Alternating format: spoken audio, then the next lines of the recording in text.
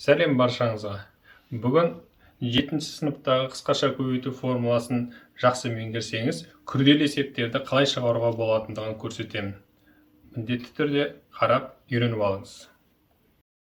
Мынандай 4-ші дәрежелі теңдеудің нақты түбірі жоқ екендігін дәлелдеу керек. Есеп қызықты болса, паузаны баса тұрып өзіңіз шығарып көріңіз.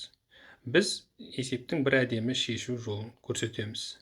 Мына берілген өрнекті біз x квадратқа қатысты квадрат үшмүшелік ретінде танимыз. Ендеше бұдан толық квадратын бөліп алуға тырысайық. Ол үшін біз 1-дің 4-тен 1 мен 4-тен 3-тің қосындысы түрінде жазып алуға болатындығын ескерсек жеткілікті. Міне көріп отырғандарыңыздай, онда бізде бірінші ақшаның ішіндегі бірінші өрнек, ол x квадрат қосылған 2-ден 1-дің квадратын, ал 4-тен 3-ті өзін жазамыз. Бірінші қосылғыш ол квадрат болғандықтан, міндетті түрде x-тің кез келген нақты мәнінде 4-тен 1-ден үлкен. Демек, біздің қарастырып отырған өрнегіміздің мәні 1-ден үлкен немесе тең. Бұл дегеніміз біздің теңдеудің берілген нақты түбірі жоқ екендігін білдіреді. Жақсы, сау болыңыздар.